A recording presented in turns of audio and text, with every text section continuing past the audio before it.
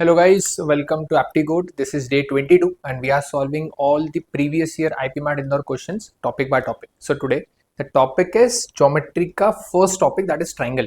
So triangle is again one of the important topic as far as IPMAT Indore is concerned. Reason being के बहुत सारे questions coordinate के हो गए या फिर सर्कल के हो गए, लेयरिंग में आते हैं जहाँ पे ट्राइंगल की प्रॉपर्टीज या फिर ट्राइंगल्स की जो जनरल प्रॉपर्टीज है वो यूज होती है. So will solve all the questions one by one and her question में I'll try to explain all the concept behind it. जितना भी theory part concept हम discuss कर सकते हैं we are going to discuss that. So we are moving straight forward with the very first one. So first question is from 2019. So let's see क्या बोलना चाह रहा है and पहले concept समझेंगे and then we'll solve accordingly. So question बोल रहा है the number of points having both coordinates as integers.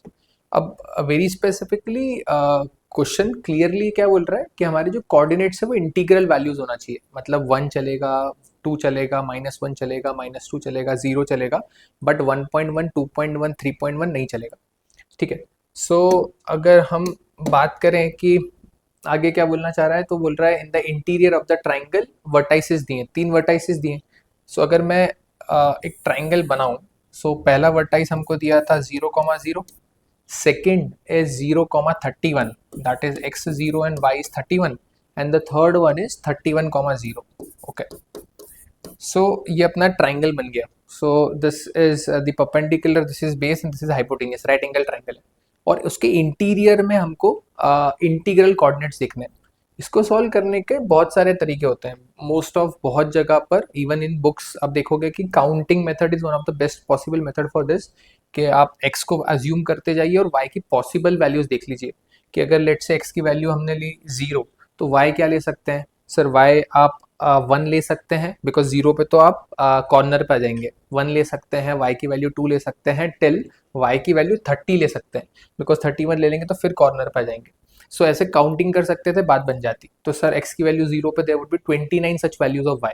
But इसको करने का एक बहुत लॉजिकल तरीका होता है कि अभी अगर हम देखें तो सर x प्लस वाई का अगर मैं सम देखूं, तो अगर लेट से मैं कोई कोऑर्डिनेट यहाँ पर लेता, जैसे ये कोऑर्डिनेट लिया मैंने 0,0 इंटरनल है. अगर मैं इस लाइन की बात करूं तो सर इस लाइन पे जितने भी कोऑर्डिनेट्स होंगे they are going with an equation of x plus y equal to 31. आप देख सकते हो कि अगर इस लाइन की मैं जनरल इक्वेशन लिखता तो क्या आता, x plus y equal to 31. अगर x का वैल्यू 1 करता तो y necessary need to be 30 and the following line goes correct. इसी का थोड़ा यूज करेंगे हम पीएनसी के जनरल लॉज लगा के कि अगर x प्लस वाई है और हमको इंटीरियर में चाहिए तो let's add a integral constant और उसका सम कर देते हैं 30. अब हमको ये इसके बाउंड्री पे तो पॉइंट्स नहीं चाहिए, तो इसके हम पॉजिटिव इंटीग्रल सॉल्यूशन काउंट करते हैं. उसका फॉर्मूला क्या होता था, n-1 c r-1. तो अगर सॉल्व करें तो this goes 31 1 c, that is 3-1. कितना हो गया बेटा, दिस गोज 30 c2. 30 c2 कितना होता है, 30 इंटू 29/2, दैट गोज 15 इंटू 29. हम मल्टीप्लाई डायरेक्ट कर सकते हैं. 29 इंटू 10 इज 290, 290 का आधा is 145, so this goes 345. So sorry this goes 435. Yes, मैंने आगे पीछे लिख दिया. So 435 is going to be the correct answer. So हमेशा ध्यान रखेंगे कि जब मुझे इंटीरियर पॉइंट चाहिए तो I am just adding a constant कि सर ये भी कोई इंटीग्रल वैल्यू हो सकता है, ये k का वैल्यू 1 हो सकता है, 2 हो सकता है, टिल 31 नहीं हो पाएगा बिकॉज ऑफ x और y भी इंटीग्रल है. तो इंटीग्रल अगर पॉजिटिव है तो मिनिमम 1 लेना पड़ेगा. So automatically the maximum value of k can be 29 and the minimum value is going to be 1 and automatically आपका आंसर हर बार सही आएगा. So with this we'll move on to the second one. ये first वाला हो गया हमारा and concept ध्यान रखेंगे बेटा. ठीक है, चलिए बढ़ते हैं सेकंड पे. तो second question goes the number of acute angle triangles. अब थोड़ा सा यहाँ ध्यान रखिएगा बेटा कि एक्यूट एंगल ट्राइंगल का क्या प्रॉपर्टी है. सो एक जनरल प्रॉपर्टी ट्राइंगल की क्या होती है, पहले उस पर बात कर लेते हैं कि अगर एक ट्राइंगल है उसमें साइड ए है, बी है और सी है, सो हम पहली प्रॉपर्टी ये बोलते हैं sum of two side should be more than third side.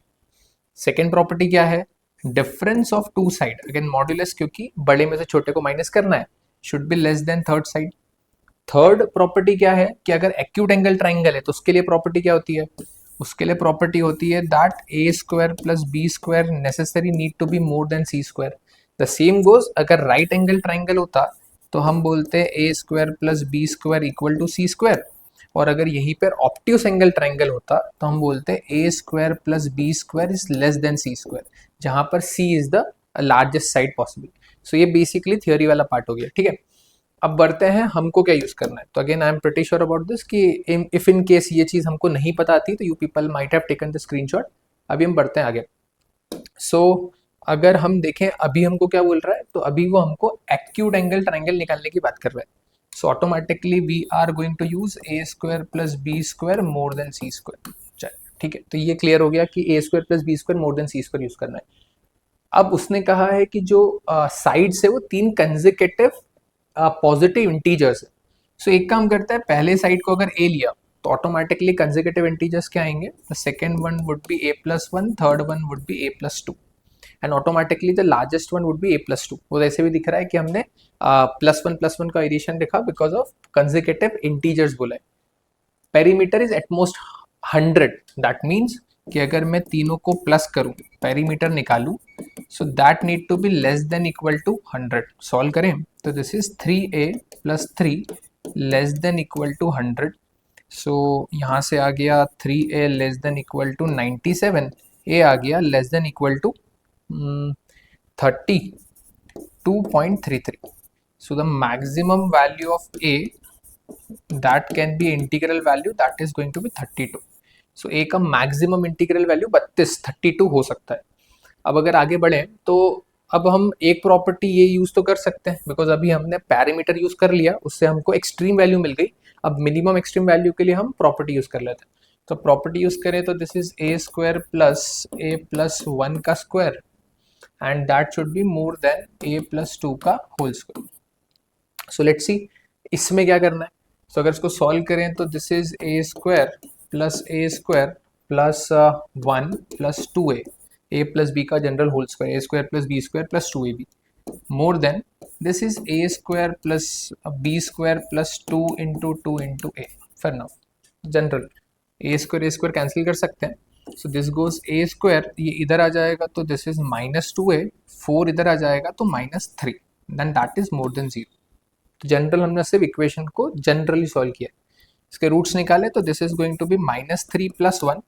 So number line पे the roots are going to be plus of three minus of one. Sign change करते हैं यूजुअली, हम बहुत बार क्वाड्रेटिक इक्वेशन सॉल्व कर चुके हैं, तो I am pretty sure about this कि यहाँ तक आप अगर प्रीवियस वीडियोस देख के आए हैं तो ये तो आ गया समझ में कि कैसे हम क्वाड्रेटिक वर्बली करते हैं, लिख के करने की टाइम वेस्ट करने की नीड नहीं है। So now we are having minus 1 3, this is minus infinity plus infinity। अब more than है तो we are going to take extremes। So obviously negative values तो नहीं चलेगी, positive integral values है, तो ये वाला जो डोमेन है ये वाला डोमेन नहीं चलेगा, ये वाला डोमेन चलेगा। So a needs to be more than 3, तो the minimum value of a need to be 4। अब मिनिमम आ गई 4, मैक्सिमम आ गई 32। सो ऑटोमेटिकली हम बोलेंगे last value minus first value plus one, that is 28 plus one, that is 29 values possible. So अगर 29 values एक ही possible है तो 29 सच ट्राइंगल्स आर पॉसिबल। उसने पूछा है कि ऐसे कितने नंबर ऑफ ट्राइंगल्स हो सकते हैं, the answer is going to be option number B 29। So we are going to take 29 as our option and we are going to get 4 marks out of this. So again not at all difficult, the only understanding goes कि हमको ये theory part पता होना चाहिए था कि acute angle triangle के लिए A square plus B square more than C square होता है, that need to be there. Second consecutive वाला चीज तो I am pretty sure about this कि ये तो दिमाग में आ गया होगा, सिर्फ वो प्रॉपर्टी पता होता तो काफी आसानी से हो जाता। ठीक है, बढ़ते हैं नेक्स्ट पे। तो third one of the day क्या बोलना चाह रहा है, 2022। Okay, the length of the sides of a triangle are x 21 and 40। Okay, so एक साइड हमको x दे दिया, एक 21 दे दिया, एक 40 दे दिया। Okay, where x is the shortest side, तो हमको ये पता है that x is going to be less than 21 because that is the shortest side possible, possible value of x। Okay, so अब अगर एक जनरल अंडरस्टैंडिंग देखें तो अगर मैं सिर्फ इन तीनों जो हमारे पास साइड्स दिए हैं उसमें जनरल अगर ट्राइंगल की प्रॉपर्टी लगाऊं जो कि अभी हमने पढ़ी यहाँ पर, that is sum of two side is going to be more than third side, that is x is going to be more than 90. पहला. दूसरी प्रॉपर्टी है difference of two side, that is x minus 21 and that should be less than 40. अब देखो थोड़ा सा ध्यान देना बेटा, यहाँ पर कैच है. क्या कैच है कि अभी हमने क्या बात किया, x need to be less than 21, और जब हमने प्रॉपर्टी पढ़ी थी प्रीवियस क्वेश्चन में हमने बोला था this need to be a modulus value, बड़े में से छोटे को माइनस करेंगे. तो इसको थोड़ा चेंज कर देते हैं कि सर ये नहीं होने वाला है, होने क्या वाला है 21 minus x that need to be less than 40, और 40 माइनस 21 मतलब ये भी लिख सकते हैं कि 40 minus x less than 21, that all things goes correct. So यहाँ से अगर मैं सॉल्व करूँ सो हमारे पास इक्वालिटी 19 वाली बैठेगी. अगर मैं जनरल इक्वालिटी बनाता कि सर मुझे मान लो ये नहीं पता होता, एक एग्जांपल लेते हैं, ये नहीं पता होता और मैं सिर्फ सेट ऑफ वैल्यूज निकाल रहा होता, तो क्या बोलते हैं कि x minus 21 is going to be what, एक मिनट, हाँ, less than 40. So x is less than 61. So ये दोनों प्रॉपर्टीज लिखी है. यहाँ से हमको जनरल नंबर ऑफ ट्राइंगल्स मिलते हैं जहाँ पर x का वैल्यू 40 से बड़ा भी हो सकता है, x का वैल्यू 21 से बड़ा भी हो सकता है. अब मैं अगर इन तीनों चीज़ों को यूज़ करूँ तो मुझे समझ में आ रहा है कि सर x का वैल्यू 19 से बड़ा कर दो, x का वैल्यू 61 से छोटा कर दो और x का वैल्यू 21 से छोटा कर दो. तो इवेंचुअली हमको क्या मिला, 19 से बड़ा 21 से छोटा. तो 19 से बड़ा 21 से छोटा एक ही possible value, that is 20. Option B is the correct answer. So ऐसे भी उसने पॉसिबल वैल्यू पूछा है. अगर हम डोमेन भी देखेंगे तो हमको समझ में आ रहा है कि एक पॉसिबल वैल्यू 20 है, बाकी सारी वैल्यू आपकी 19 से कम है, और 19 से कम हम नहीं ले सकते, इवन 19 भी नहीं ले सकते, बिकॉज हमारी यहाँ पे इक्वालिटी नहीं होती है, मोर देन ही होता है, मोर देन इक्वल टू नहीं होता है. So answer is going to be 20. Automatically we are going to get 4 marks. This is an extraordinary easy one. अभी तक जो भी 3 क्वेश्चन किए उसमें ये वाला क्वेश्चन कंपैरेटिवली बहुत इजी है, बिकॉज ऑफ द फैक्ट कि सिर्फ एक प्रॉपर्टी यूज करनी है and automatically we are going to get 4 marks. This is the easy one. चलिए बढ़ते हैं नेक्स्ट पे. Next is again from 2022. क्या बोलना चाह रहा है, in a right angle triangle ABC. Okay, so right angle triangle दिया है ABC, the hypotenuse AC. Okay, तो हाइपोटेनियस अगर एसी है तो राइट एंगल बी पे होगा. ठीक है, लेंथ इज 13. सो AC का लेंथ हमको 13 दे दिया है. Okay, fair enough. A line drawn connecting the midpoints D and E of side AB and AC. So AB का जो midpoint है that is they are calling D, and midpoint of AC they are calling E, and the length is going, they are giving is 6. अब mid point है तो अगर basic proportionality theorem देखोगे तो this need to be parallel to this, और ये तब होता है जब सारी की सारी साइड्स 1:2 रेशो में बटेगी. बिकॉज अगेन 1:2 मैं इसलिए बोल रहा हूँ बिकॉज हमको पता है 13 पे ट्रिपलेट फॉर्म करोगे तो 5 और 12 बनेगा, 6 हाफ है तो 1:2 का पैटर्न बन सकता है. बट चलो मान लेते हैं अभी हमको वो नहीं भी पता था, तो कोई बात नहीं. अगर उसने पूछा BC का लेंथ, मतलब ये लेंथ पूछा है, अभी 6 है, और अगर BPT का जनरल अंडरस्टैंडिंग देखे कि सर मिड पॉइंट है 1:2 का रेशो, तो ये 12 आ जाएगा. BPT बेसिक प्रोपोर्शनलिटी थ्योरम लगाते हैं तो. अगर वो नहीं भी लगाना है तो ये 6 है, तो ये जो छोटा ट्राइंगल है ये बड़े ट्राइंगल के सिमिलर होगा, बिकॉज ऑफ कि सर ये 90 है, ये 90 है, ये एंगल इक्वल है. तो अगर 2 एंगल इक्वल हो गए तो तीसरा ऑटोमेटिकली इक्वल हो जाएगा, because sum of all 3 angles is 180. तो ये छोटा ट्राइंगल बड़े ट्राइंगल के सिमिलर हो जाएगा, एंड उस कारण से हम बोल सकते हैं कि सर अगर ये 6 है तो ये मिड पॉइंट है, चलो उसकी भी जरूरत नहीं पड़ती, तो ये होता है 7.5. अब ये 90 डिग्री है, 7.5 है, 6 है, तो this is going to be 2.5. आप चाहो तो सॉल्व भी कर सकते हो. कैसे कर सकते हो कि सर ये 2.5 लिखा है, उसको क्वेश्चन मार्क मान लेते हैं, क्वेश्चन मार्क का स्क्वायर प्लस 6 का square, that is going to be 7.5 का square. So question mark square plus 36, 75 का square, 7 8 56, so this is 5625. So question mark square is going to be 20.25. Again अगर मैं 2025 देखूं, so this is going to be कितना, this is going to be just a minute, 7.5. I just very sorry for the same, this is not 7.5, this is going to be 6 because 13 I have just thought of 15, so this is going to be 13. so फटाफट से change कर देते हैं. ठीक है, कोई दिक्कत नहीं है. तो कितना हो जाएगा बेटा, तो ये अगर 13 है 6.5, 6 7 जा 42, तो this is going to be 42.25, तो 42 माइनस 36 इज 6.25, तो क्वेश्चन मार्क का वैल्यू आ जाएगा 2.5. सो दिस इज 2.5. अगेन इतने की नीड नहीं है बिकॉज ऑफ द फैक्ट कि बहुत जनरल है कि सर 13 है, 6 है, हाफ है, तो हाफ अगर 6 है तो डबल हो जाएगा 12. 13 पे ट्रिपलेट बनता है 5 12 13, तो automatically this is 12, this is 5. अब वो यहाँ से क्लियर हो जाएगा कि सर 2.5 निकाल लिया. अभी 2.5 है तो ये भी होगा 2.5, ये टोटल हो गया 5. 5 है, 13 है, तो दिस नीड टू बी 12. तो हम फटाक से 12 टिक करेंगे और हमारा आंसर आ जाएगा. द अंडरस्टैंडिंग गोज कि ऐसा नहीं है कि हम जो फर्स्ट ऑब्जर्वेशन किया था वैसे नहीं कर सकते. द रिकमेंडेड अंडरस्टैंडिंग इज कि वैसे ही करिए. 13 है, ट्रिपलेट है, इंटीग्रल आंसर्स हैं, तो हमेशा वो चीज़ दिमाग में रखिए कि 13 पे ट्रिपलेट 5 12 का बनता है. तो 6 दिया है, हाफ दिया है, तो इंस्टेंटली समझ में आएगा सर ये बीपीटी से 12 आंसर आएगा. 12 टिक करके हम आगे बढ़ सकते हैं कॉन्फिडेंटली, उसमें कोई दिक्कत नहीं है. चलिए बढ़ते हैं नेक्स्ट पे. So the next one is from 2023. क्या बोलना चाह रहा है? In a triangle ABC, let D be the midpoint of BC and AM be the altitude of BC. तो पहले नॉमेनक्लेचर कर लेते हैं ABC. अब बोलना चाह रहा है D is the midpoint of BC and AM is the altitude. So ये पहले हम बना लेते हैं altitude और ये बना लेते हैं मिड पॉइंट. तो उसने बोला है आपको D is the mid point, तो D is the mid point and M is the altitude. तो AM is the altitude, D is the mid point of BC. If the length AB BC CA are in the ratio 2:4:3, तो AB, तो इसको ले लिया 2x because ratio है तो एक variable x assign कर दिया. BC इज 4, तो BC is total given as 4. अब बिकॉज D मिड पॉइंट है तो automatically this is going to be BD is going to be 2x and DC is again going to be 2x. तो ये हमको mid point के कारण समझ में आ गया कि 2x और 2x होगा. और तीसरा वाला AC का वैल्यू दिया है 3, मतलब 3x. Then find the ratio of BM is to AD.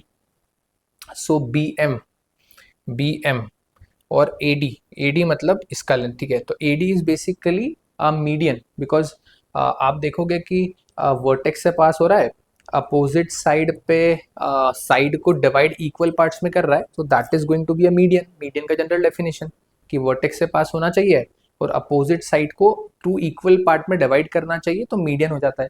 तो उस मीडियन का लेंथ निकालने के लिए हमारे पास एक क्लासिक थियरम है, दैट इज अपोलोनियस थियरम. तो थियरम क्या कहती है दैट अगर मैं थियरम का एक फॉर्मूला लिखूं, दैट इज AB का स्क्वायर प्लस AC का square and that is going to be twice of आपका मीडियन का length plus half of this, क्योंकि ये तो मिड पॉइंट है तो BD ले लो या फिर DC ले लो, एक ही बात है. So that is going to be BD का स्क्वायर. चलिए ठीक है.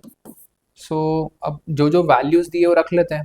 सो AB का square is 2x, so this is 2x का square plus AC is 3x, so this is 3x का square and this is 2 times of AD तो पता करना है, ठीक है. और BD कितना है 2x, so this is 4x square. चलिए सो अब एक स्टेप बचाते हैं, फटाफट से सॉल्व कर लेते हैं. ये 4 बनेगा, ये 3 का स्क्वायर 9 बनेगा, 4 + 9 इज 13. तो this is going to be 13x square is equal to twice of AD का स्क्वायर प्लस 4x का square. So this is going to be कितना 13x square is equal to twice AD का square plus 8x square. Minus कर लोगे तो this is 5x square equal to twice of AD square. So 5/2 under the root x and that is going to be AD. सो हमारा AD का value आ गया. अब AD का value आ गया तो मतलब सर एक वैल्यू तो निकाल चुके हैं AD. सो हमको समझ में आ रहा है √5/√2 into x is the value of AD. तो AD निकल चुका है हमारा. अब हम बात कर लेते हैं BM निकालने की. सो BM जो है बेसिकली हाफ नहीं है, BD होता तो समझ में आता 2x है, BM 2x से थोड़ा कुछ कम होगा बट कितना होगा पता नहीं है. सो BM निकालने के लिए 2-3 तरीके हो सकते हैं. एक तरीका तो क्या, अगर हम ऐसे सोचें कि बी एम निकालना है, अगर इसका वैल्यू निकालना है तो एक काम करो, आप ए एम निकाल लो। तो ए एम आ जाएगा आपके पास, ए बी पता है तो हाइपोटेनियस है, परपेंडिकुलर है, पाइथागोरस लगाएंगे तो बेस आ जाएगा, तो that is going to be a correct thing possible. So अगर वैसे करने जाएंगे तो पहले हमको निकालना पड़ेगा ए एम का वैल्यू। अब ए एम निकालने का तरीका क्या है कि सर मुझे तीनों की तीनों साइड्स पता है, तो इनकी मदद से मैं एरिया निकाल सकता हूँ। एरिया को कर दूंगा half this whole base into the height, because A M क्या है, altitude, that is height of the triangle, तो बात बन जाएगी। तो अगर वैसे सॉल्व करें सो ठीक है, एक काम करते हैं, एरिया निकालने जाते हैं। सो अगर एरिया निकालें तो एरिया कैसे कर सकते हैं कैलकुलेट, मैं वो फिर से डायग्राम बना देता हूँ। This is A, this is B, this is C and this is D and this is D and this is M. बढ़िया, चलिए। सो अब अगर मैं ए एम निकालने जाऊंगा तो मेरा साइड्स का रेशियो क्या था, 2 था, ये था 2, ये था 4 और ये था 3। चलिए, तो हम हेरोन्स फॉर्मूला लगा लेते हैं। तो फॉर्मूला क्या होता है एरिया का, under the root S into S minus A, S minus B और एस माइनस सी। यहाँ पे एस क्या है हमारा बेटा, सेमी पेरीमीटर। इसको कैसे निकालते हैं, तो भाई नाम से समझ में आता है, सेमी पेरीमीटर है तो आपका पेरीमीटर क्या होता है, A plus B plus C, semi क्या होगा, हाफ। तो अगर A plus B plus C करें so that is going to be, semi perimeter is going to be 2x plus 4x plus 3x whole upon 2. So this is 4 plus 2 6, 6 plus 3 is 9, 9 by 2 is 4.5x। चलिए, तो फटाफट से area निकालते हैं। तो area कितना आएगा, अंडर द रूट एस है मतलब 4.5 को लिख लेते हैं 9 by 2, ठीक है, एस माइनस ए। सो 4.5 में से अगर मैं 2 माइनस करूंगा तो मिलेगा 2.5, 2.5 को हम लिख लेते हैं 5 by 2। चलिए, एस माइनस बी, तो 4.5 में से 4 माइनस करूंगा तो मिलेगा 0.5, 0.5 इज 1 बाई 2। एस माइनस सी, अगर मैं 4.5 में से 3 माइनस करूंगा तो मिलेगा 1.5, 1.5 इज 3 बाई 2। चलिए, तो 4 बार x से तो बाहर निकालेंगे तो एक्स स्क्वायर आ जाएगा, 4 बार 2 है तो बाहर निकालेंगे तो 2 इंटू 2 आ जाएगा।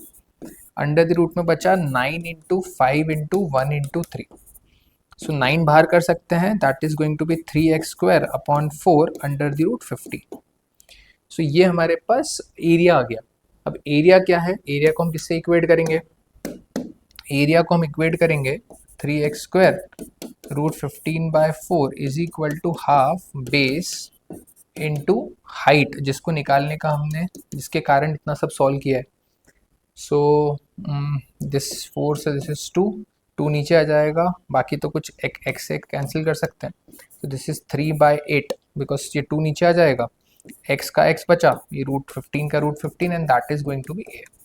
चलिए, सो ये हमारे पास ए एम का वैल्यू आ गया। अब ए एम पता है और ये बिकॉज ऑफ द फैक्ट कि ये एल्टीट्यूड था तो अब उसमें हम पाइथागोरस लगा लेते हैं। तो अब ये this is hypotenuse, this is perpendicular और बेस बी एम का वैल्यू निकालना है। सो अब बेस बी एम देखें तो क्या बनेगा, hypotenuse square is equal to this, इसका स्क्वायर डायरेक्टली कर लेते हैं, 3 का स्क्वायर इज 9, 9 इंटू रूट 15 का स्क्वायर होगा 15, 9 15 से 135, so that is going to be 135 X square upon 8 का square 64 plus the required B M का square. So this is going to be 4x square minus 135x square by 64 and that is going to be bm का square. So अब देखें तो बेटा 4 into 64 होगा 256, 256 minus 135, so 256 135 is 121, 11 का square, so that is going to be 11 का square upon 8 का square X square is equal to B M का स्क्वायर। तो यहाँ से जो हमारे पास बी एम का वैल्यू आएगा that is going to be 11 by 8 into X. चलिए, तो बी एम का वैल्यू आ चुका है, हम ए डी तो पहले निकाल चुके थे, तो अब फटाफट उसको वैल्यूज को प्लेस कर देते हैं। तो अब हमारे पास जो बी एम का वैल्यू है वो निकाला हमने 11 by 8 into X. A D का वैल्यू अगर हमने प्रीवियसली निकाला था बेटा that is root 5 upon root 2 into X. ये कैंसिल, ये कैंसिल, ये ऊपर चला जाएगा, ये यहाँ चला जाएगा, तो this is going to be 11 into root two whole upon 8 into root 5। 8 को हम लिख सकते हैं कितना 4 इंटू टू, और 2 को लिख सकते हैं रूट टू इंटू रूट 5। एक से कैंसिल कर लीजिए तो this is going to be 11 upon this is 4 root 10। तो आपका जो रिजल्ट आंसर आएगा that is going to be 11:4 root 10, that is option number ए।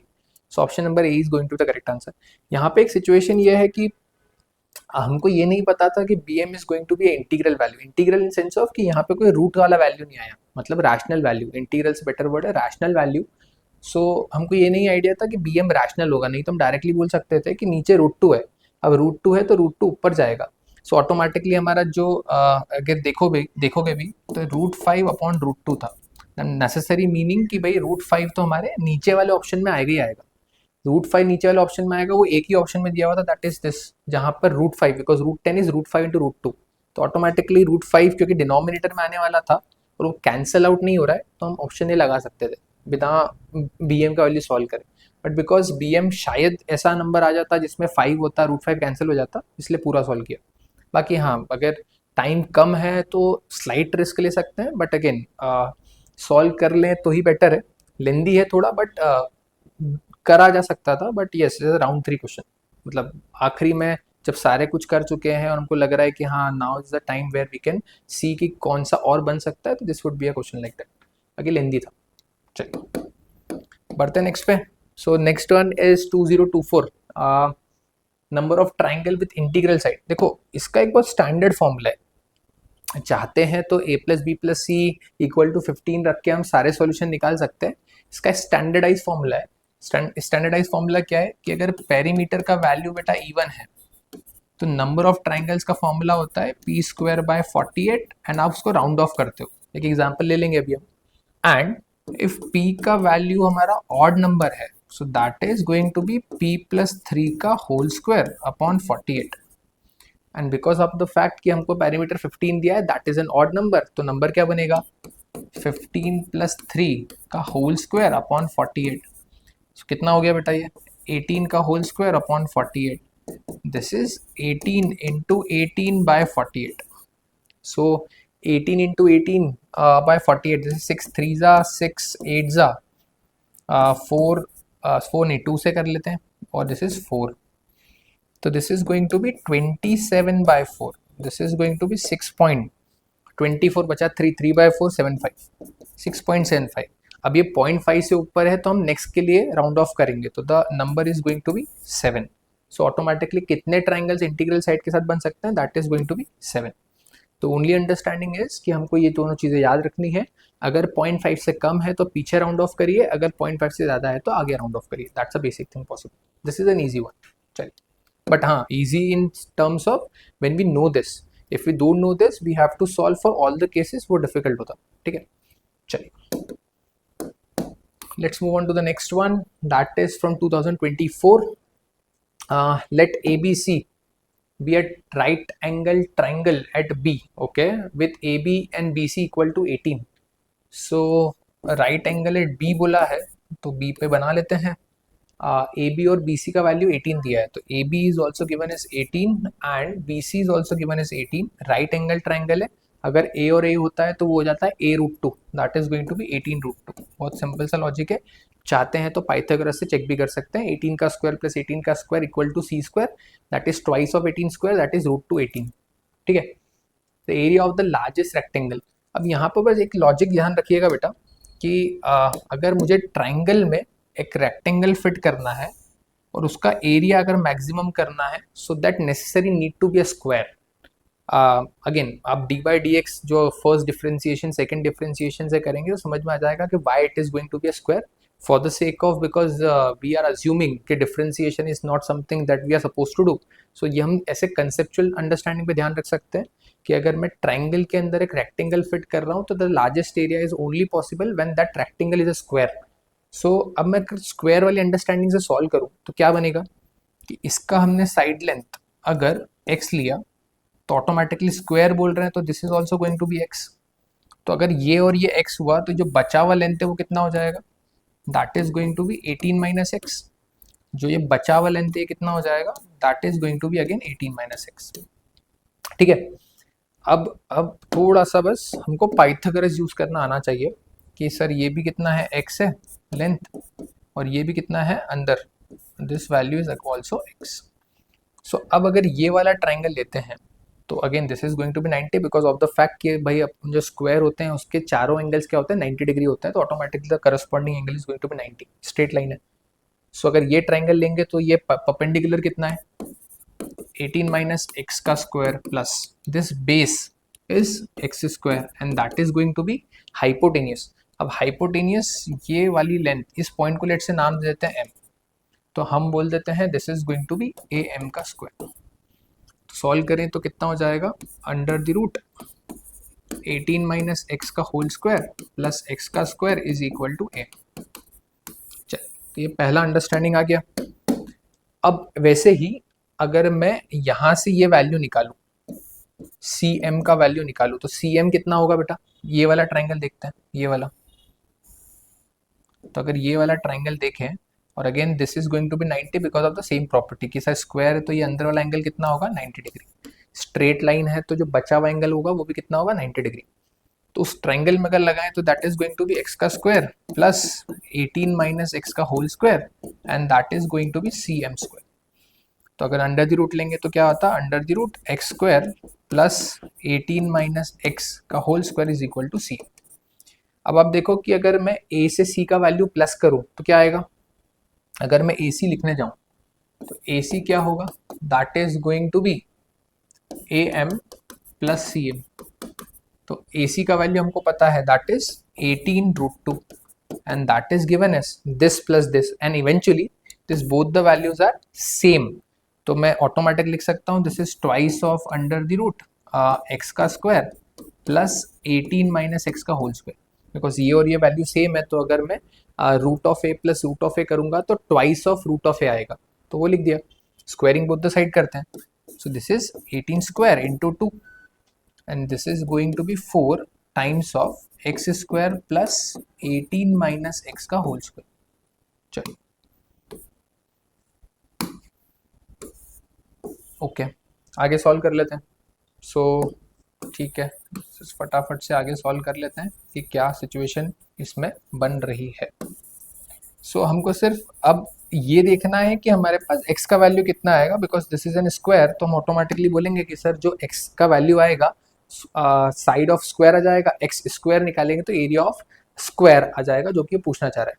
तो अब सॉल्व करें तो this is going to be 18 का square into 2 and that is equal to 4x square plus 4 times of 18 minus x का whole square. एक काम कर लेते हैं, 2 तो कैंसिल हो सकता था, तो ये 2 हटा देते हैं और इन दोनों में से भी एक 2 हटा देते हैं ताकि थोड़ा इक्वेशन कंपैरेबल हो जाए। तो फटाफट से करें तो 18 square is equal to 2x square plus 2 times of 18 का square plus 2 times of x का स्क्वायर माइनस 2 टाइम्स ऑफ, ये हो जाएगा 36x, बिकॉज ये बाहर के 2 का भी मल्टीप्लाई किया, 2ab के बाद एक 2 है। सो अगर सॉल्यूशन पूरा का पूरा सेट करें तो this totality is going to be 4x square, ये 18 स्क्वायर कैंसिल हो जाएगा तो बचेगा सिर्फ 18 का स्क्वायर, और ये हो जाएगा आपके पास माइनस का 2 टाइम्स ऑफ 36 दैट इज 72 बढ़िया इक्वल टू 0। डिवाइड बाय 4 कर देते हैं तो this is going to be x square, एक 18 में से 2 जाएगा, दूसरे 18 में से 2 जाएगा, तो इवेंचुअली 4 चला जाएगा, बचेगा 9, दिस इज 9 का स्क्वायर। 72 में से 4 डिवाइड करेंगे तो 18x equal to 0 and this is eventually x minus 9 का होल स्क्वायर। तो this is going to be possible only when x is equal to 9। Automatic वो हमको क्या पूछना चाह रहा है, area of the largest rectangle, हमने बोला वो स्क्वायर होना चाहिए, एरिया निकालेंगे तो area of square is x square. तो x की वैल्यू अगर 9 है तो एक्स स्क्वायर की वैल्यू कितनी आएगी, 81। सो टीटा क्वेश्चन है, हम प्लग इन करेंगे 81 and we are going to get 4 marks out of this. So बस कंसेप्ट ध्यान रखिएगा बेटा कि if in a triangle we want to maximize the area of a rectangle then necessarily that rectangle need to be a square, that's a basic property. चल बढ़ते हैं next पे। So the next is from 2024, the side AB, sorry, of a triangle ABC is C. Okay, so nomenclature कर लेते हैं ABC. तो AB का side उन्होंने C दिया है. Okay, median BD. तो मीडियन BD मतलब B वर्टेक्स से अपोजिट साइड पे जाएगा और उसको इक्वली इक्वल पार्ट में डिस्ट्रीब्यूट करेगा. तो AD is going to be equal to DC because of median का जनरल प्रॉपर्टी है. BDA, तो this angle is given as theta. Theta is going to be less than 90 degree then the area of triangle ABC. और option बहुत ही खतरनाक दिख रहा है, मतलब साइन थीटा. अब ऐसे देखोगे तो it sounds more like trigonometry, कि टिग्नोमेट्री का क्वेश्चन है, but not necessary. Very specifically सिर्फ देखते हैं कि करना क्या है या क्या कर सकते हैं. तो देखो, एक दो प्रॉपर्टी तो बहुत लीनियरली समझ लेते हैं. पहला प्रॉपर्टी कि हर मीडियन ट्राइंगल को इक्वल पार्ट में बांटता है. तो अगर मैं लेट से एक मीडियन ड्रॉ कर रहा हूँ तो एक मीडियन ट्राइंगल को दो इक्वल पार्ट में बांटता है. सिमिलरली अगर मैं दो मीडियन बना रहा हूँ तो then the distribution would be 4. अगर मैं तीन मीडियंस बना रहा हूँ तो distribution is going to be 6. So यहाँ पे तो दो की बात है, तो दो से काम चलाते हैं. सो अगर मैंने इस वाले पार्ट का भी एरिया निकाल लिया और उसका डबल कर दिया तो पूरे ट्राइंगल का एरिया आ जाएगा इवेंचुअली. ठीक है. सो अब अगर मैं इस वाले पार्ट के एरिया का ना सोचूं, सो आप देखो कि उसने मुझे मीडियन का लेंथ K दिया है. और एक बहुत स्टैंडर्डाइज फॉर्मूला हमको एरिया ऑफ ट्रायंगल का पता होना चाहिए बेटा. जैसे अगर मैं एक छोटा सा आपको बता देता हूँ, this is A, this is B, this is C.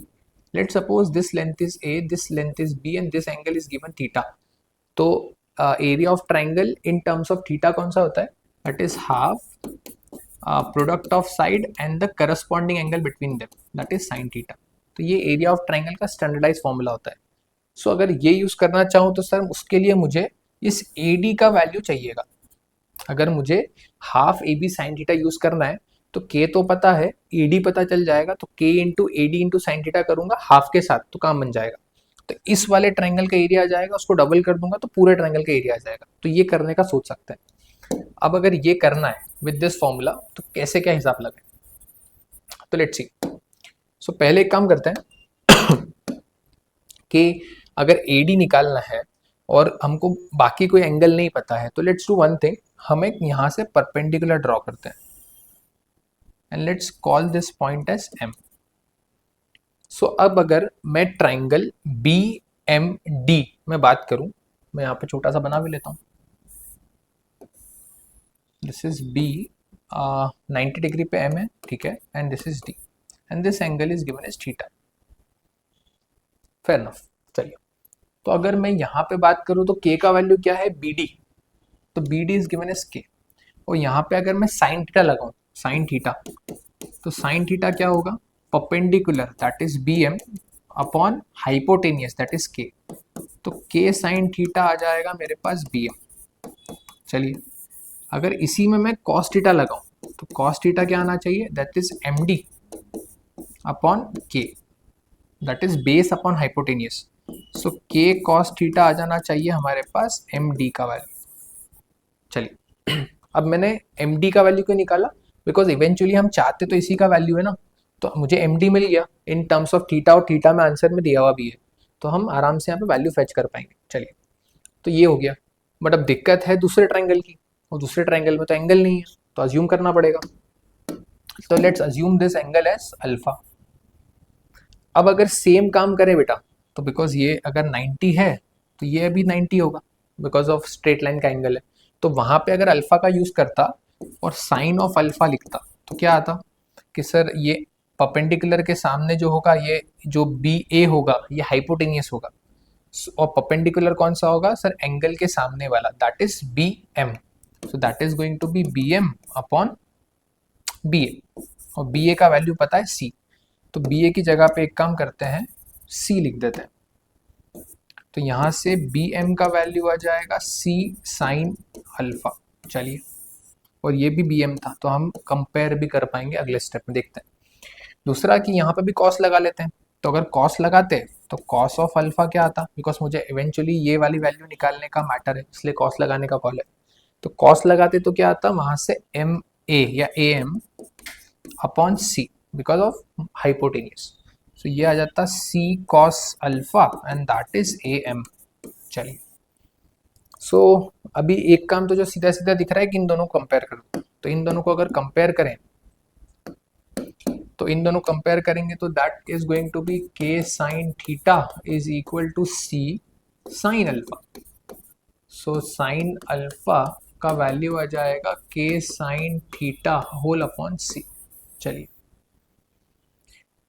सो ये तो आ गया हमारे पास। और इसको निकालने का कॉल क्यों है? बिकॉज एमडी पता है बेटा, मुझे जो दूसरा एम है ना वो अल्फा में पता है, और मुझे अल्फा तो मैंने अज्यूम करा है, मेरे को अल्फा को हटाना पड़ेगा, तो मुझे कैसे भी कॉस अल्फा का वैल्यू चाहिए। तो साइन अल्फा पता है तो कॉस अल्फा निकाल सकते हैं क्या? तो साइन अल्फा पता है तो कॉस अल्फा कैसे निकाल सकते हैं कि sir cos theta is equal to under the root 1 minus sine square theta. तो अगर मैं करूंगा ये तो 1 माइनस साइन स्क्वायर थीटा कितना है? K square sine square theta whole upon C square. तो ये आ जाएगा under the root C square minus K square sine square theta whole upon C. मैंने सी बाहर कर दिया रूट से, तो ये हमारे पास कॉस अल्फा का वैल्यू आ गया। And that is a pretty sure thing, good thing कि भाई ये मेरे को आंसर ऑप्शन में भी दिख रहा है, तो हम गोइंग द करेक्ट डायरेक्शन से समझ में भी आ जाएगा।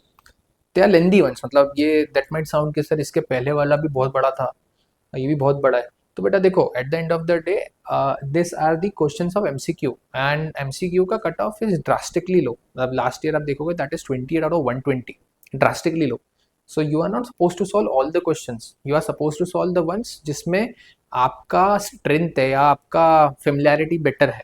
सो हम सॉल्व कर रहे हैं for the sake of understanding.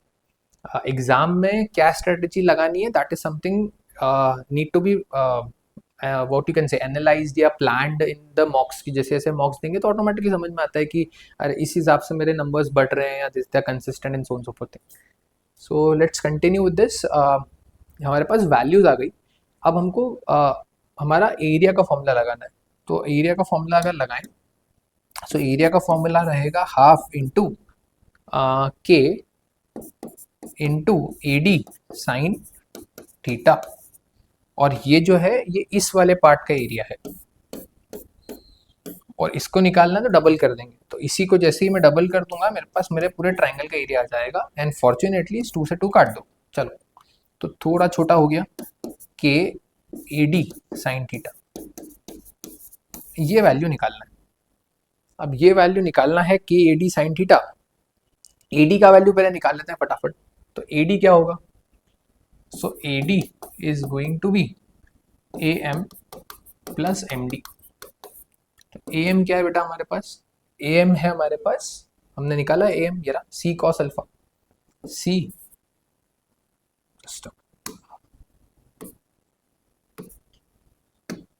This is going to be C cos alpha plus M D कितना है?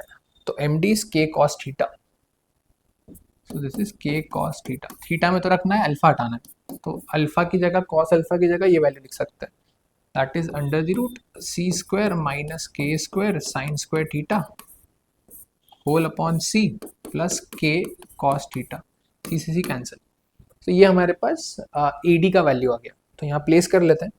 So that is K bracket A D का वैल्यू कितना है? That is K cos theta plus under the root C square minus K square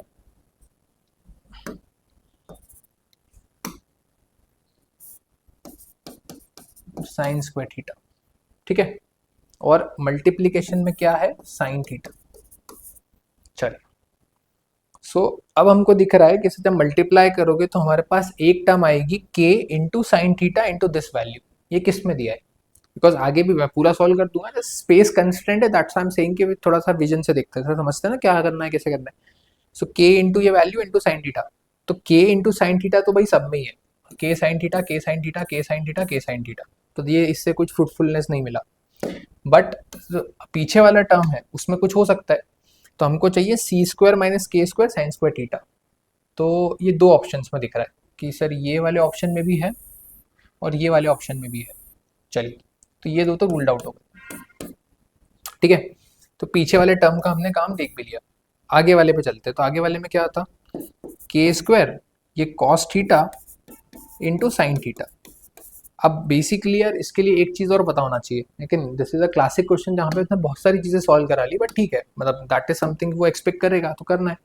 अगर sign 2 theta का value देखें, so that is going to be 2 sine theta cos theta. तो अगर मेरे को sine 2 theta, because 2 theta 2 theta लिखा हुआ है, तो अगर इसको साइन 2 थीटा बनाना पड़ेगा तो मुझे डिवाइड बाय 2 मल्टीप्लाई बाय 2 करना पड़ेगा। इस 2 का अगर इसमें मल्टीप्लाई कर दूं तो क्या लिख सकता हूँ, K square sine 2 theta whole upon 2। ये किस में दिया है, ये ऑप्शन बी में दिया है। So option B is going to the correct answer. ये अपना काम हो गया। तो ये इतना बड़ा लेंदी सा क्वेश्चन है। Again I had tried to see कि कोई छोटी मेथड हो सकती है क्या, बट दिस इज समथिंग जो मुझे लगा कि मिनिमम एक्स्ट्रा नॉलेज के साथ हम कर सकते हैं। लेंदी है बिकॉज ऑफ द फैक्ट कि जो हमने पढ़ रखा है उनको यूज करके सॉल्व करना है। सो हर स्टेप को एक एक बार सॉल्व करना पड़ेगा, it would cost us time, effort and everything. तो this is an again LOD 3 question, round 3 का क्वेश्चन है, आखिरी में करने वाला है। राउंड फर्स्ट में उठाएंगे तो definitely it would going to cost us time and marks, कि भाई बाकी क्वेश्चन में जहाँ इजीली मार्क्स ला सकते थे वहाँ पे इसके कारण चले जाएंगे। इसको करने का मैं एक तरीका बताता हूँ। देखो थोड़ा सा क्या बोल सकता है, रिस्की है, और ये मैं मतलब इस चीज़ को थोड़ा पिंच ऑफ सॉल्ट के साथ लीजिएगा, है ना। मतलब दिस इज समथिंग कि अगर बहुत कॉन्फिडेंट हो गए हम किसी टॉपिक में तो फिर हम थोड़ा सा ये 19-20 कर सकते हैं, है ना। तो थोड़ा समझना। इसने बोला theta should be less than 90। Let's assume theta is 90। अगर थीटा 90 अज्यूम कर लेंगे तो ऑटोमेटिकली अगर मैं सेगमेंट बनाऊं फटाफट से ABC, कि सर ये बी से आपने मीडियन ड्रॉ करा और ये यहाँ पे बना दो 90। अब ये कब कब पॉसिबल है, थीटा 90 कब कब पॉसिबल है। सर थीटा 90 पॉसिबल है आइसोसेलेस ट्रायंगल में, जहाँ पर perpendicular bisector, median, altitude and जो अपना नेक्स्ट होता है दैट इज एंगल बाइसेक्टर, वो सभी एक ही लाइन होती है, उसमें पॉइंट्स आगे पीछे होते हैं, 90 डिग्री पे आता है।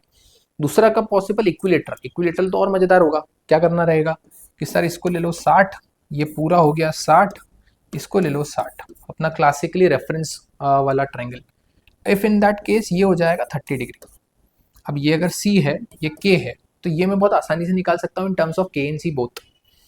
सो अब अगर मैं वैल्यू प्रपोजिशन देखूं तो 30, 60, 90 के ट्रायंगल में 30, 60, 90 के ट्रायंगल में वैल्यू प्रपोजिशन होता है 1√3 2। 30 के सामने हमारा ये AM है, ठीक है। 60 के सामने हमारा K है और ये C दिया है। तो लेट्स अज्यूम कि C और K में से कोई भी एक वैल्यू अज्यूम कर लो, प्लेस कर लेंगे, कोई बड़ी बात नहीं है। नहीं तो अब चाहो तो वैल्यूज रख लो, उससे भी कोई फर्क नहीं पड़ता है। तो 60 के सामने क्या C दिया हुआ है, और आपके सॉरी 60 के सामने K दिया हुआ है, 60 के सामने K दिया हुआ है और 90 के सामने C दिया हुआ है। तो इनका रेशो भी पता चल जाएगा कि किस रेशो में फॉर्म कर रहे हैं। ऑटोमेटिकली यहाँ से 1 निकाल सकते हैं आप, दैट इज 30 के सामने का वैल्यू। अब हमसे क्या पूछना चाह रहा है, वो पूछना चाह रहा है एरिया ऑफ दिस। तो this is going to be √3/4 into C²। ये एरिया आता आंसर। सॉल्व कर लें तो दिस इज √3/4 इंटू C। अब C एक काम करते हैं, अज्यूम कर लेते हैं ताकि हमारे लिए ईजी हो जाए। तो लेट्स गो विथ कि C को हम ले लेते हैं 4।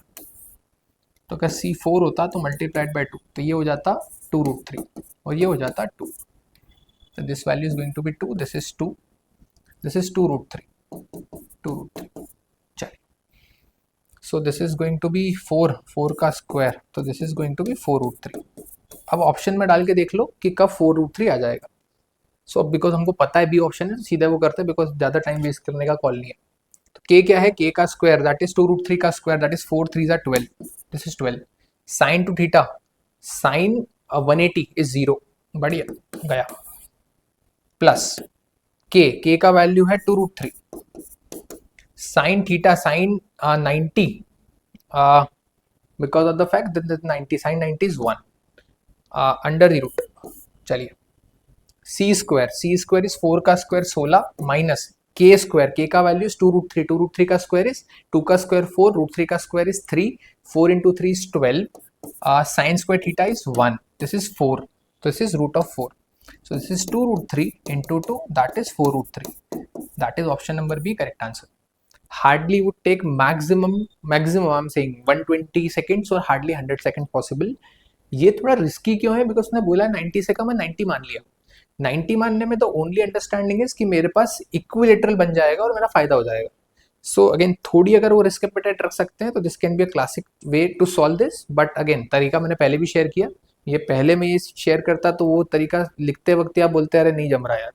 सो द अदर वे राउंड है, थोड़ा अगर रिस्क एपेटाइट रख सकते हैं तो this can be a classic one. चलिए बढ़ते हैं नेक्स्ट पे। This is again from 2024। Let ABC be a triangle with AB is equal to AC। Okay, so ABC एक ट्रायंगल फटाफट से बना लेते हैं। AB is equal to AC। Okay, तो this is equal to this. Okay, and D is the midpoint on BC। D is the midpoint on BC। okay, such that BAD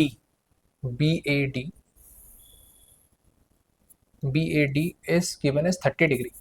okay, E is the point on AC। okay, E is the point on AC, तो यहाँ कोई point ले लेते हैं E। Such that AD is equal to AE। अच्छा, AD is equal to AE, तो इसको join कर देते हैं।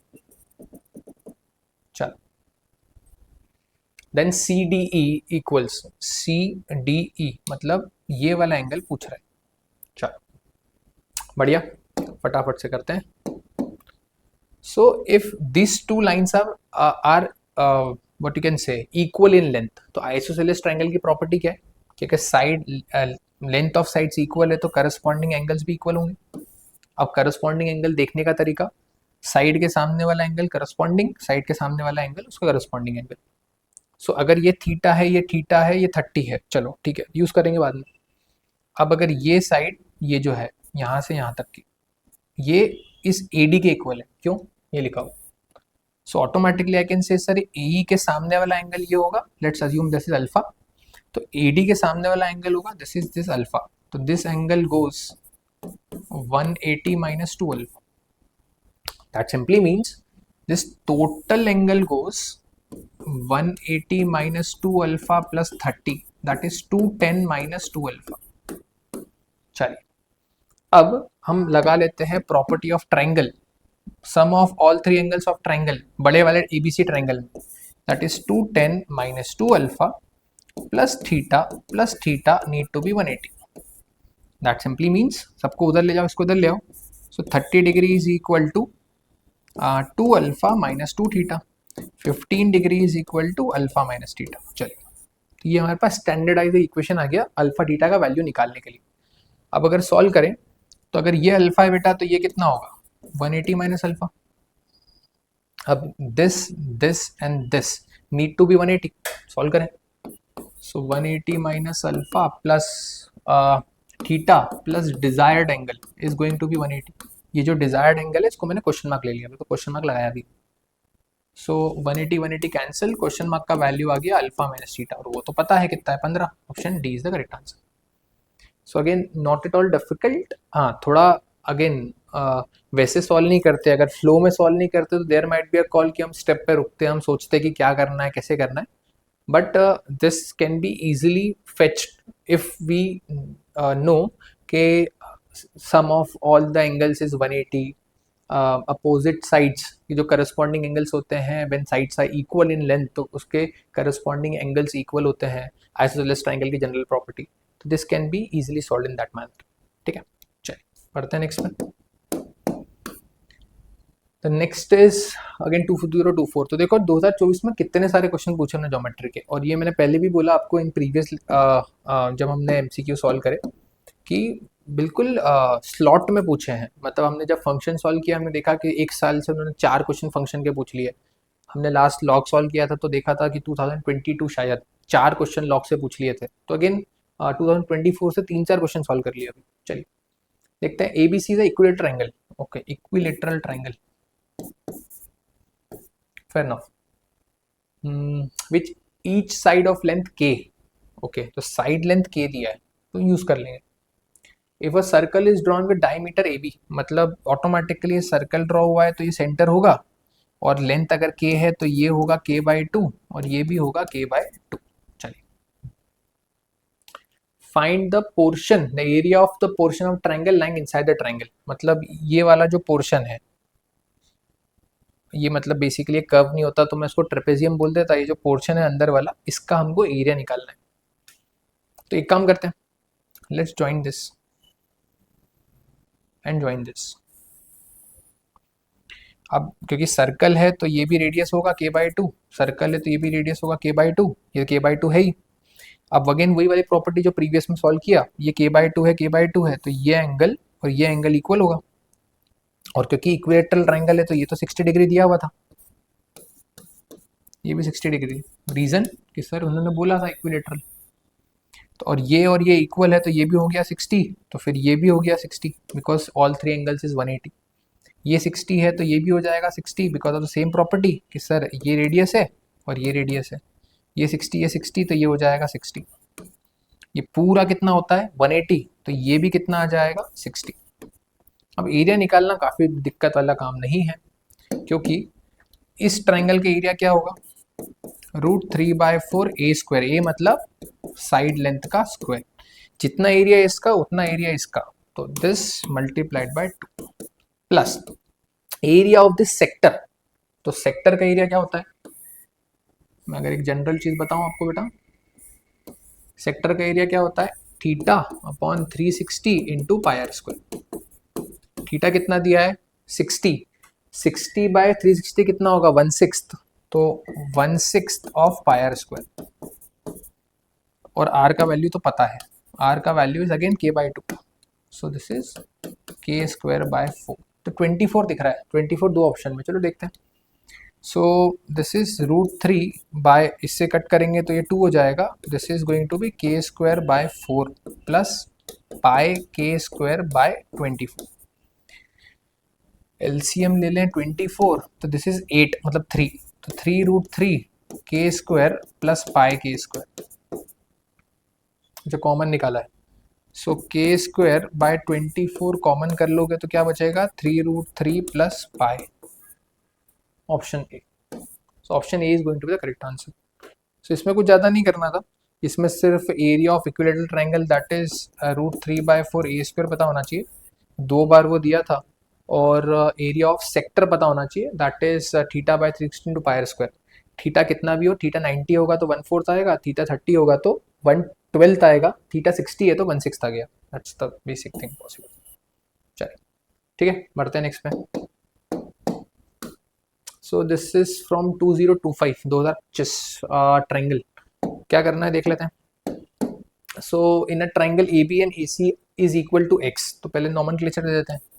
This is A B and C, A B equal to A C equal to x, तो A B A C this is x, okay, so this is also going to be x. Fair enough, isosceles हो गया है ना, तो ध्यान रखेंगे isosceles है तो ये दोनों एंगल्स इक्वल होंगे, काम पड़ेगा तो यूज करेंगे, नहीं पड़ेगा तो नहीं करेंगे।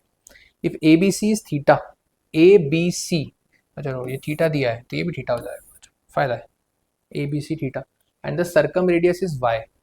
अच्छा, circum radius is capital R is given is y, okay, और हमसे x/y का वैल्यू पूछ रहा है। सो एक काम करते हैं, अगर ये सिचुएशन है हमारे पास कि हमसे x/y का वैल्यू वो पूछना चाह रहा है, सो सर्कम रेडियस का फॉर्मूला देख लेते हैं। तो सर्कम रेडियस का फॉर्मूला होता है product of sides upon 4 times of area. ये बहुत जनरल फॉर्मूला है, याद रखेंगे। सो सर्कम रेडियस का वैल्यू y दे दिया, फर्स्ट साइड कितना है x, दूसरा साइड x, तीसरा साइड तो पता ही नहीं है, तीसरा साइड पता नहीं है तो एक काम करते हैं उसको बी सी ले लेंगे। So first side is x, दूसरा साइड इज x, तीसरा साइड इज बी सी, बढ़िया। 4 times of area. So area क्या करें, एरिया के लिए क्या कर सकते हैं, सो अगर मैं एरिया निकालना चाहूँ इन टर्म्स ऑफ, अच्छा हाँ एक काम करते हैं ना बढ़िया से, अगर ये बी सी नहीं पता है, सो हम अभी जो हमने फर्स्ट सेकेंड क्वेश्चन में पढ़ा था, half A into B into sine theta, ये कब कर सकते हैं, जब हमको दोनों साइड्स पता हो और उसके बीच का करस्पॉन्डिंग एंगल पता हो, तो ये बहुत अच्छे से हो जाएगा, बिकॉज मुझे बी सी कैंसिल भी करना है, तो बी सी कैंसिल हो जाएगा।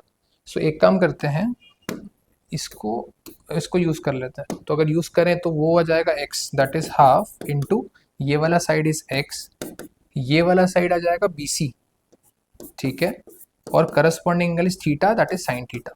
चलिए बढ़िया, तो 2 से इसको काट दो, 2 x कैंसिल, बी सी से बी सी कैंसिल, सो आपका बन गया y इक्वल टू, ऊपर बच गया x, नीचे बच गया 2 साइन थीटा, और हमको चाहिए क्या, एक्स बाय वाई चाहिए, तो इसको ऊपर ले जाओ, तो this is 2 sine theta is equal to x by y. बढ़िया, तो जो चाहिए था वो डायरेक्ट ही आ गया, दैट इज डी ऑप्शन, हो गया। तो this is done. But again इतना भी मेहनत करने का नीड नहीं होना चाहिए, मतलब ये तो चलो ठीक है, हो गया, आसानी से हो गया, मतलब लक बोल सकते हैं कि बीसी में बन गया। बट इसका अल्टरनेटिव देखते हैं, ये तो फिर भी कर लिया हमने। जब भी थीटा में क्वेश्चन दिया है, देखो सारे वैल्यूज थीटा में है, और थीटा हमको वैल्यूज ने कुछ बोला नहीं है, कोई लिमिट नहीं बोला है, तो उसका फायदा उठाते हैं। कैसे, इसको इक्विलेटरल बनाते हैं, क्योंकि इक्विलेटरल में सॉल्व करना आसान है। तो लेट्स अज्यूम दिस कि सर एबीसी दिया है थीटा, लेट्स गो विथ 60, तो ये भी कितना हो जाएगा 60। बढ़िया। अब अगर ये सिचुएशन है तो x का वैल्यू, तो चलो ये भी x है, ये भी x है, तो ये भी कितना हो गया, x हो गया। अब अगर सॉल्व करें बेटा, तो x बाय वाई क्या आएगा, x बाय वाई आएगा, x तो जनरल, y है सरकम रेडियस, सरकम रेडियस क्या आएगा, a into B into C by 4 into area √3/4 a square, 4 cancel, x square cancel, ये √3 यहाँ पे रहेगा, और x ये भी cancel, so that is x by y becomes कितना, 1/√3। जस्ट अ मिनट, अच्छा सॉरी, डिनोमिनेटर है, denominator, so this goes above, so this is x by y is equal to √3/1। अब आप देख लो कि x by y √3 कब आएगा, √3 कब आएगा, जब एंगल कितना है 60, तो यहाँ पे कितना आएगा √3/2, नॉट पॉसिबल। यहाँ पे कितना आएगा 1/2, not possible. 2 cos theta 2 into 1/2 equal to 1, not possible. 2 into √3/2, cancel cancel, √3 आ गया, option D is the correct answer. This hardly would take about 50 odd seconds. तो ये कंपैरेटिवली इजी हो गया, क्योंकि हमको थीटा में लिमिट नहीं दिया, जैसे प्रीवियस वाले में लिमिट दिया था कि theta should be less than 90, यहाँ तो थीटा का कितना बोला है, कुछ भी ले लो, दिया ही नहीं है। हमको ट्रायंगल मैनेज करना है, तो हमने इक्विलेटरल बना लिया, काम जल्दी हो गया। Next, this is again from 2025। Consider a triangle with side length 4, 6 and 9। मैंने ये डायग्राम इसलिए बनाया बिकॉज रिप्रेजेंटेशन करना इजी हो जाएगा। तो हमको एक साइड कितना दिया है 4, एक दिया है 6 और एक दिया है 9। हमको कहा है कि आप a dog runs around the triangle in such a way that shortest distance, मतलब इस ट्रायंगल से उस डॉग का शॉर्टेस्ट डिस्टेंस जो है वो हमेशा कितना होना चाहिए, हमेशा होना चाहिए 1 मीटर। मतलब ये जो डिस्टेंस आना चाहिए, this perpendicular distance need to be 1 metre always. तो टोटल कितना डॉग ने चला होगा, तो देखो अगर एक बहुत सीधी सी बात, ये मैंने अगर लेट्स से एक आर्बिट्ररी ट्रायंगल बनाया, अगर ये 9 है तो मैं 9 ही चलूंगा, बट डिफरेंस क्या होगा कि बस मैं डिफरेंस कितने का रखूंगा, डिस्टेंस दोनों के बीच में 1 का, तो ये तो 9 ही चलूंगा। इधर अगर ये 4 है तो ये 4 ही चलूंगा, इधर अगर कितना है 6, तो यहाँ 6 ही चलूंगा। तो टोटल इवेंचुअली लीनियर कितना चला मैं, दैट इज 9 + 4 + 6 दैट इज 19। ठीक है, अब यहाँ पर मुझे कर्व में चलना पड़ेगा, यहाँ पर अगर मैं चलूंगा तो कर्व में चलना पड़ेगा, यहाँ पे भी कर्व और यहाँ पे भी कर्व। आप डायग्राम से देख सकते हो कि जितना कर्व यहाँ पर है, ये कर्व और ये कर्व को अगर मैं मिलाऊंगा तो this going to be a 360 degree, because total पूरा मैं जब ज्वाइन कर रहा हूँ तो this total curve part need to be 360 degree. 360 degree is going to be 2 pi into R. अब आर कैसे जज करेंगे कि सर यहाँ से ये डिस्टेंस कितना होना चाहिए था 1, यहाँ से ये डिस्टेंस 1, यहाँ से distance 1, that means R need to be radius of 1। So कितना चलना पड़ेगा, 2 pi into 1 is going to be 2 pi. So automatically 9 + 4 + 6 19 तो उसने चल लिया, और यहाँ पर सर्कुलर वे में कितना चला, that is 2 pi. So the correct answer need to be 19 + 2 pi, that is option number B. So option B is going to be the correct answer. So this is how this can be solved very easily, but the only understanding is ये curve वाला understanding पता होना चाहिए कि curve में अगर मैं close figure बना रहा हूँ तो कंप्लीट 360 का रिवॉल्यूशन होगा, 360 is 2 पाई। आर का वैल्यू कैसे जज करा कि डिस्टेंस 1 का मेंटेन करना है, दैट्स इट। चलिए बढ़ते हैं नेक्स्ट पे। Okay, so with this we are done with the set of questions. Total I think 12 odd questions थे, एंड 2025 तक के जितने भी सारे क्वेश्चंस ट्रायंगल पे थे वो हमने सारे के सारे सॉल्व किए। सो वेरी स्पेसिफिकली कुछ क्वेश्चंस बहुत एक्सट्रीमली डिफिकल्टी लेवल के थे LOD 3, because of the fact that बहुत टाइम कंज्यूम किया, उसमें बहुत सारे लेयर्स थे, बहुत सारी चीज़ें सॉल्व करनी थी। So again it is always recommended कि आप अंडरस्टैंडिंग समझ लें और एग्जामिनेशंस में अपनी स्ट्रैटेजी के थ्रू देखें कि it is wise to solve that question at that point of time और not, very specifically. So this is the scanner for the mock test series. The first mock of this series of IPMAT Indore is free preview. So you can attempt it. You can see that how much you people are scoring and what is the expected levels. कितना difference है, कितना आपको मतलब होता ना, कितना gap fill करना है, कितनी मेहनत करना है, किस टॉपिक में दिक्कत है, क्लियर हो जाएगा. This is the scanner for the Q R scanner for the playlist. So जितने भी सेशंस हमने अभी तक लाइव लिए हैं फॉर वेरियस टॉपिक्स में, वेद भी, arithmetic, algebra, numbers, modern maths में भी बहुत सारे सेशंस हुए, प्रोग्रेशंस का हुआ है. सो सब आप यहाँ पे देख सकते हैं. So with that, we'll meet in the next session. Thank you so much. Thank you.